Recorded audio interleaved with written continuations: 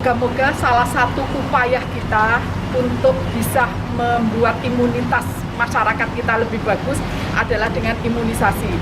Dan imunisasi yang kita tunggu tadi 2 jam yang lalu sudah sampai di Dinas Kesehatan Provinsi Jawa Timur.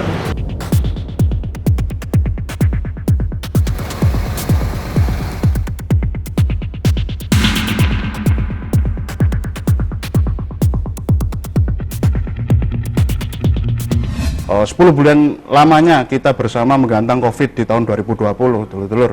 Menginjak tahun 2021, ikhtiar kita sepertinya mulai mendapat angin segar.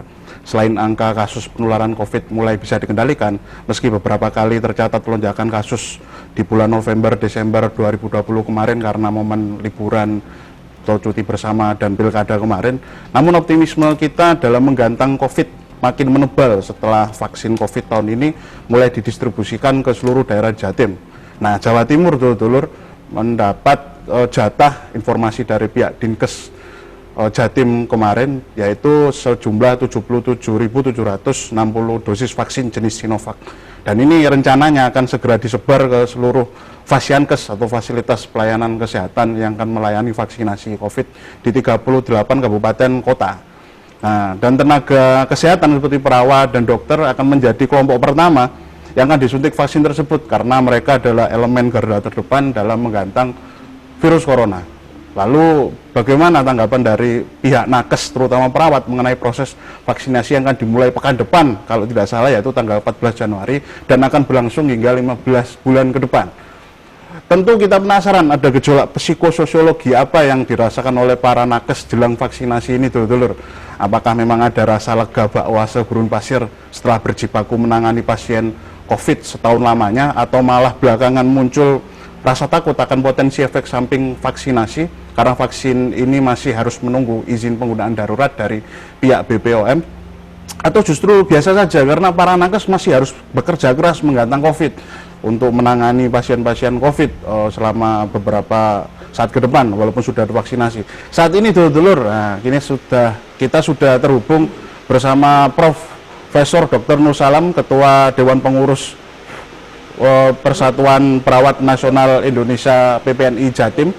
Jadi dulu perlu diketahui, jadi seluruh perawat yang berjibaku secara maksimal melayani kerabat, teman, sanak famili kita yang mendera penyakit COVID atau non-COVID di seluruh Fasiankes di Jawa Timur ini ada pada komando beliau. Nah, alhamdulillah kita sudah terhubung dengan beliau, bisa terhubung. Nah, ini Prof, kita mau ngobrol nih Prof terkait proses vaksinasi yang akan berlangsung pekan depan dan akan berlangsung secara berentet prosesnya hingga 15 bulan ke depan nanti, Prof. Nah, ini kita ingin tahu sebenarnya dari jumlah perawat, Prof, yang rencananya akan nanti divaksinasi, catatan dari PPNI Jatim ini untuk awalnya dulu nih, Prof. Ini sejumlah berapa, Prof?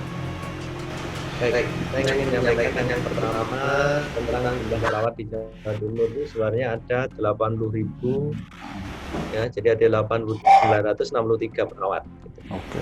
Jadi banyak sekali. Kalau tadi vaksin itu hanya dosisnya 70 sekian ya mungkin nanti. Nah, itu kemarin kita daftarkan semua, Mas. Kita daftarkan semua ke melalui prosedur itu. Nah, pada tahap pertama ini kami belum tahu persis ya berapanya. Tapi minimal itu menjadi suatu semangat bagi kita semuanya ya. Di satu sisi memang ada plus minus ya. Semangatnya artinya di dalam vaksin ini kan kita bicara tentang keselamatan ya, aman gitu ya. Yang kedua harus efektif. Nah, jadi nanti kita berikan vaksin tapi tidak efektif sama aja. Yang kedua aman, artinya diberikan seperti yang kasus-kasus yang di blow up itu, efek sampingnya besar dan seterusnya. Kalau kami dari organisasi sebenarnya lebih bicara tentang bagaimana asas manfaat ya. Asas manfaat bagi kita semuanya, terutama dari Nakes yang di garda terdepan, yang kita ini 24 jam terus berhadapan dengan pasien. Terbukti sampai dengan hari ini sudah ada 1.970 yang terkonfirmasi positif. Dan sudah ada yang meninggal 62, ini tidak main-main di Jawa Timur ini terbanyak se-Indonesia itu. waduh. Nah, dari segi itulah kalau kita bicara vaksin ini, saya rasa itu kita mengambil asas manfaat di samping ada faktor risiko karena juga sudah ditetapkan misalnya siapa saja kelompok yang tidak boleh mendapatkan untuk saat ini misalnya komorbid dan lain sebagainya itu saya rasa itu juga tidak ada masalah gitu. Tapi kalau kami sebenarnya siap untuk dilaksanakan itu dan saya yakin pemerintah sudah melakukan suatu uji coba yang baik, tapi jangan sampai yang perlu kita ingatkan ini segala-galanya gitu. Jadi ini sebagai galanya bahwa ini dengan vaksin semuanya akan selesai. Justru saya ini sebenarnya berpikir begini, bagaimana perawat ini, tenaga kesehatan lain ini yang melayani pasiennya itu tidak tambah terus gitu. Ini kan membludak. Kenapa membludak ini ya? Tadi sudah sampaikan kebijakan pemerintah tentang liburan. Bagaimana keketatan dalam supervisi penanganan masyarakat itu sendiri di pasar-pasar di mana sekarang itu sudah mulai kendor lagi gitu. Jadi percuma kita juga maaf ya divaksin di ini, tapi kalau masyarakat juga semakin banyak. Saya datang di beberapa kabupaten kota di kemarin di Tulungagung, di Kediri, semua UGD itu penuh mas. Apalagi ruangan. Jadi pasien itu ngantri di UGD untuk masuk ke ruangan. Itu pasien COVID lah itu. Yang ringan dan sedang. Belum kalau berat. Masih antri itu Prof ya? Antri. Makanya dalam seminggu ini, saya mulai tanggal 1 itu sudah ada yang meninggal, setiap hari itu ada 2, ada 1. Hari ini saja ada 2 perawat yang meninggal dari Probolinggo dan 1 lagi dari Lamongan. Kemarin juga begitu, ada 2 lagi begitu. Sebelumnya ada Jombang Prof ya? Iya, semuanya terkonfirmasi COVID yang saya laporkan ini. Dan kami punya data update yang terbaru yang saya yakin kita bergerak di semua kabupaten kota gitu mas. Kami kita jajaran mulai dari kabupaten kota, masing-masing institusi pelayanan kami punya jejaring di sana gitu dan itu update terus. Gitu. Itu mungkin begitu mas. Jadi yang masalah vaksin, jadi intinya kami support, mendukung, tapi ingat ini bukan segala-galanya. Masyarakat juga harus disiplin. Teman-teman juga termasuk ini saya laporkan ini dari 64 itu insentif yang diberikan sampai sekarang itu masih 18 orang di Jawa Timur.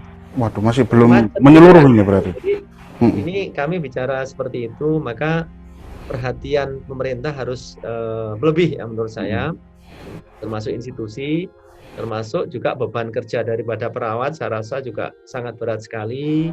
Ini perlu perhatian lah kebutuhan ya kesejahteraan. Istirahat, beban kerja yang tidak, pengaturan jadwal kerja tidak lagi 5 jam langsung full, itu juga resiko.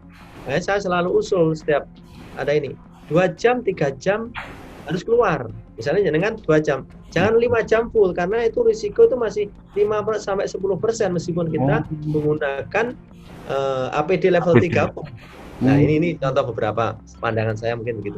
Monggo mungkin ada penekanan. Oke. Untuk sebenarnya nih Bu, ini terkait dampak potensi efek samping dari vaksinasi nanti ini Prof. Sebenarnya kalau secara otentik hasil dari diskusi dengan dulur-dulur nakes perawat terutama yang sudah jenengan himpun ini, para nakes ini sebenarnya semacam gamang, semacam lega atau biasa saja ini Prof. Karena wah ini walaupun sudah ada vaksinasi tetap aja saya tanya teman-teman itu biasa saja sudah. Jadi artinya ya kita ada tidak ada ya berjalan seperti ini karena saya sering mengatakan ya meskipun orang menyerah ya perawat harus tetap berkiprah begitu loh. Itu semboyan kita. Jadi kami biasa, alhamdulillah kita ada vaksin untuk memperkuat itu. Tapi saya mengatakan itu bukan segala-galanya juga. Saya bilang begitu. Dan teman-teman biasa saja, saya rasa. Jadi ada duluan ada ini dan tidak ada juga rasa saya takut nanti divaksin, nanti apa ya risikonya ini lah. Kita ini biasa vaksin ya bisa merasakan begitu mas. Kalau kita nggak begitu saya sendiri, begitulah kami juga siap untuk yang pertama kali begitu.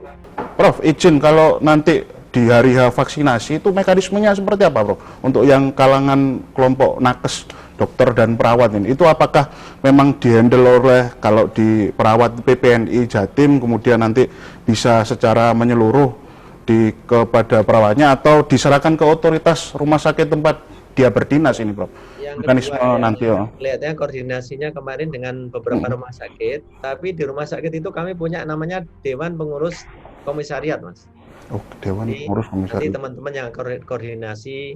Jadi kalau di kabupaten kota ada DPD tadi, Mm-mm. terus masing-masing rumah sakit instansi ada komisariat. Komisaris. Komisariat nanti yang koordinir, jelas itu nama-namanya kan, misalnya dari 100 perawat mungkin ada 50 yang akan divaksin, ya nanti sudah jelas itu di situ. Hmm. Dan data-datanya serasa pasti kami ikut ya, koordinasi partisipasi dalam hal itu. Karena kan tadi sampaikan sampai 15 ke depan setelah kami semuanya divaksin, programnya Pak Presiden kan gitu, kita justru nanti akan melakukan vaksin secara massal yang untuk membuat herd community itu, immunity. Imunitas. Ya, herd immunity istilahnya. Berarti mekanismenya akan diserahkan Ya, ke otoritas dan masing-masing rumah sakit. instansi rasa melalui dinas kesehatan sudah ada datanya. Datanya. Oh, oke.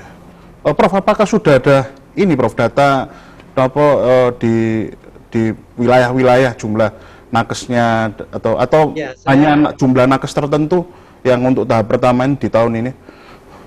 Saya dapat hanya beberapa, saya belum bisa menyampaikan. Mungkin dalam beberapa hari ini saya clearkan, nanti akan saya sampaikan. Oke, siap. Baik. Prof, untuk mengantisipasi potensi efek sampingnya ini, Prof, lah ini sebenarnya secara khusus ini, Prof, kepada para nakes di bawah atau jajaran yang berkoordinasi sama jenengan ini nanti seperti apa? Apakah memang ada tempat pengaduan khusus atau semacam tempat pelaporan jadi untuk memudahkan memonitoring potensi efek sampingnya? Kalau nggak salah di Bandung kemarin yang ketika uji klinis itu sudah muncul sedikit efek samping walaupun kecil itu, Prof, ya itu agak memar-memar ataupun sedikit demam tapi sudah sembuh gitu. Ya. Jadi kami tadi kembali lagi karena kami punya kepengurusan sampai ke instansi masing-masing. Jadi koordinasi kami nanti kalau ada persoalan misalnya efek samping, kalau masalah panas, demam dan ini dalam beberapa itu nggak terlalu problem. Tapi kalau ada yang sampai ya yang kritis dan lain sebagainya itu mungkin akan kita koordinasikan dengan teman-teman yang di instansi masing-masing. Kemudian dari situ akan melaporkan ke kabupaten kota, Mas. Nah, dari kabupaten kota itulah nanti yang akan kita koordinir beberapa. Nah, dari situ pasti nanti ada mekanisme bagaimana untuk penanganan yang saya rasa yang parah lah seperti itu. Ya, itu harus kita kelola dengan baik sehingga nanti efek samping itu kalau bisa diminimalkan. Nah, salah satunya kalau kita membaca supaya kita efek sampingnya tidak kan salah satunya yang perawat siapa saja perawat yang boleh itu harus dipatuhi betul, jangan sampai nanti dipaksakan. Ya, beberapa misalnya pasien dengan kita ada komorbid yang tidak boleh seperti itu juga jangan sampai dipaksakan karena dampaknya itu. Nah, yang kedua, jadi nanti kalau ada kelainan-kelainan atau kejadian-kejadian yang memang itu sangat darurat, saya rasa masing-masing DPK tadi akan melakukan suatu koordinasi dan selalu kita koordinasi dengan kabupaten kota kok, setiap saat itu kita buka begitu. Nah, dari situlah kami ingin sebenarnya pemberdayaan ini terutama pemerintah untuk bekerja bersama-sama dengan organisasi. Jadi dengan PPNI, perawat dengan PPNI, dokter dengan ID, saya rasa itu juga sangat penting supaya nanti bisa mulus. Ya, kita berdoa tidak ada masalah dalam pelaksanaan vaksin ini. Oke, siap. Oke, untuk aspek edukasinya ini, Prof, secara khusus sebenarnya ketika orang hendak divaksin, nah ini kita ingin ngobrol tipis-tipis terkait itu sebenarnya kriteria yang secara khusus untuk orang kandidat yang cocok untuk divaksin seperti apakah ada ini, Prof, semacam prosedur atau pantangan misalkan makanan yang tidak boleh dimakan selama menjelang vaksinasi dan pasca vaksinasi gitu. Misalkan tidak boleh makan gorengan atau makannya seafood semacam itu. Apakah ada itu? Jadi kalau kita rilis kan ada banyak ya. Salah satunya kalau kita baca ada 8 sampai 9 yang kriteria orang-orang yang tidak boleh divaksin. Ya. Salah satunya dengan komorbid tadi ya penyakit-penyakit yang menyertai misalnya dengan hipertensi, dengan diabetes ya. Termasuk HIV kemarin itu kan katanya boleh, sekarang pagi tadi autoimun itu juga disarankan untuk tidak. Terus para yang sedang sakit itu juga tidak boleh, jadi yang sudah itu juga tidak boleh. Jadi ini beberapa syarat saya rasa bisa dibaca teman-teman semuanya, edukasi kita. Nah, yang kedua, jadi pada saat vaksin yang jelas kita ini kan butuh istilahnya pada saat vaksin yang jelas ya kondisi kita prima tadi ya, baik kondisinya baik, tidak sedang Misalnya tanda-tanda COVID yang salah satunya kan flu berat, batuk yang tidak yang batuk kering seperti itu, terus penciuman ini dan pencernaan dan sebagainya, itu saya rasa jangan dulu, ditunggu dulu sampai di situ, jangan dipaksakan. Nah, ini sebagai edukasi bagi kita semuanya. Kemudian setelah divaksin itu nanti sebenarnya waktu saat divaksin juga tidak ada masalah, makan apapun yang penting tidak membuat alergi, tidak membuat sakit dan seterusnya. Nah, setelah divaksin saya rasa itu juga pasti proses makan yang biasa, istirahatnya cukup ya. Saya rasa harus istirahat, jangan langsung setelah vaksin langsung waduh kita kerja aja biasa lah, itu kan begitu.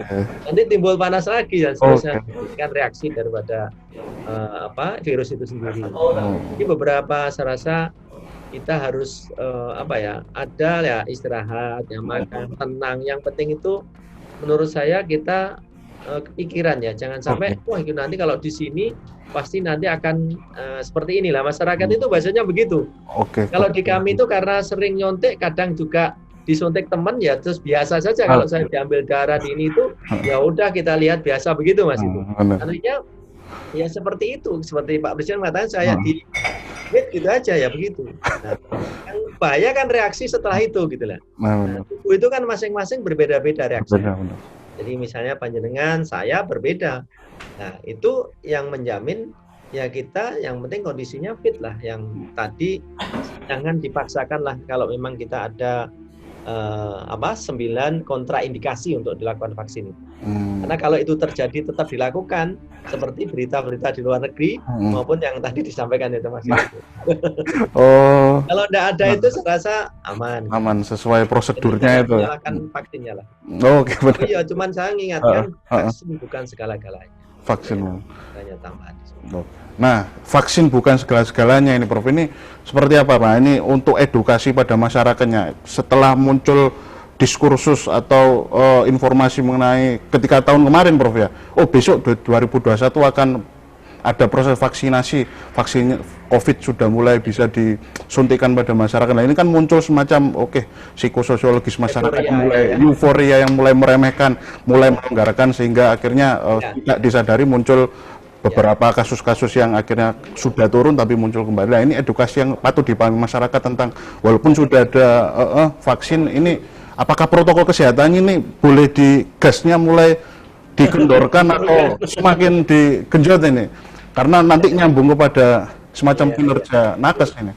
Semacam apa ini, Prof? Jadi saya terutama teman-teman perawat, saya mengimbau selalu mengatakan vaksin itu saya mengatakan bukan segala-galanya, katakan gini.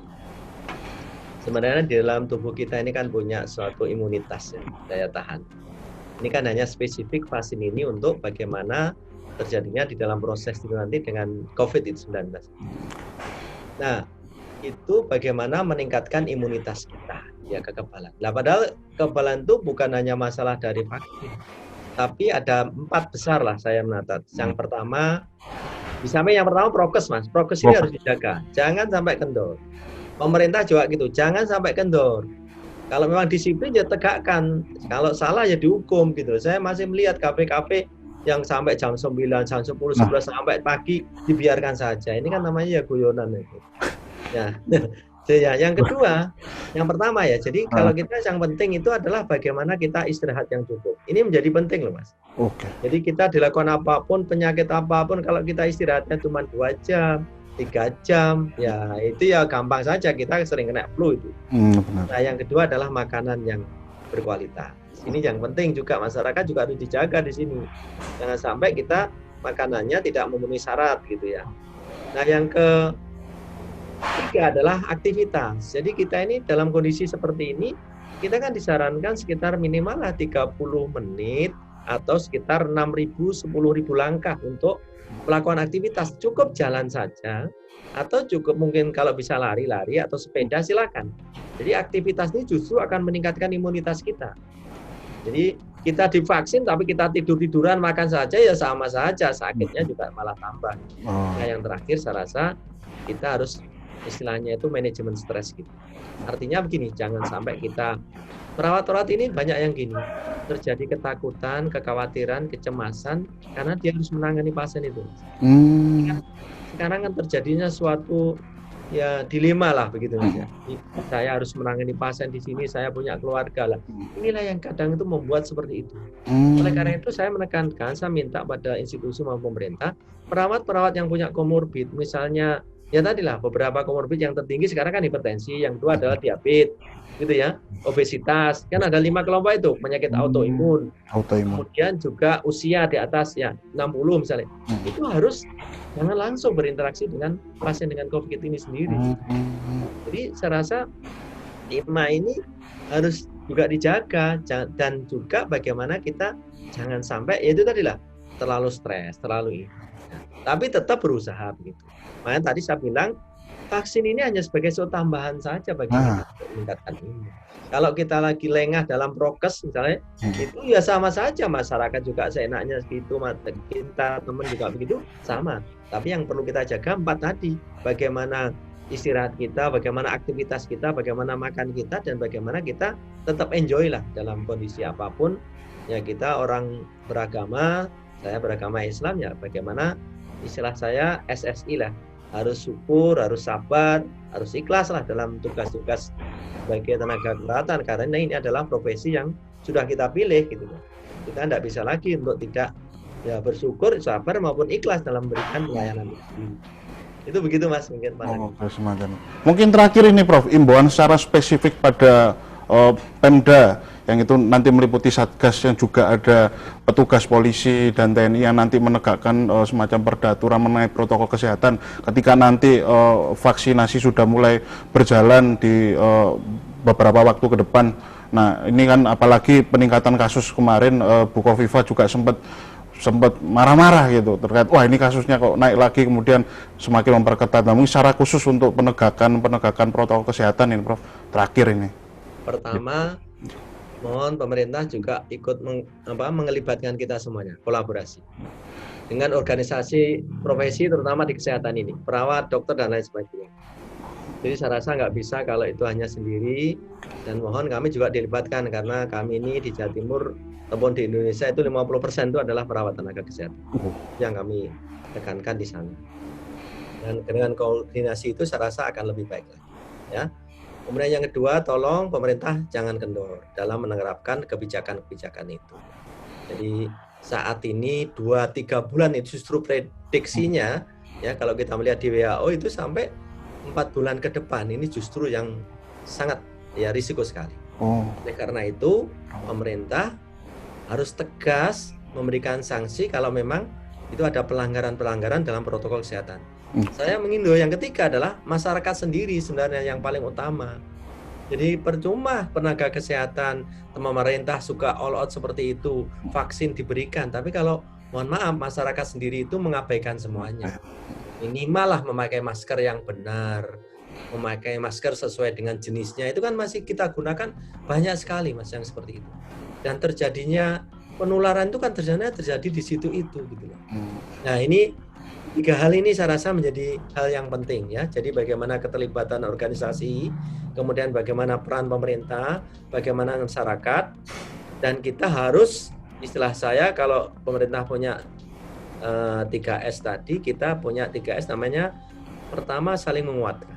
Jadi kalau menurut saya kita harus saling menguatkan. Ayo saling menahan diri dalam kondisi seperti ini, yang tidak perlu ya tidak usah kita ini. Teman-teman juga begitu, perawat saya bilang gitu. Yang terakhir adalah ayo kita saling mendoakan, mudah-mudahan badai COVID ini segera berlalu. Dan saya mohon doanya juga Mas, bagaimana teman-teman perawat ini yang setiap hari kita ada 1-2 yang meninggal, dan ini menjadi prihatin bagi kita semuanya. Dan semuanya selamat dan sehat.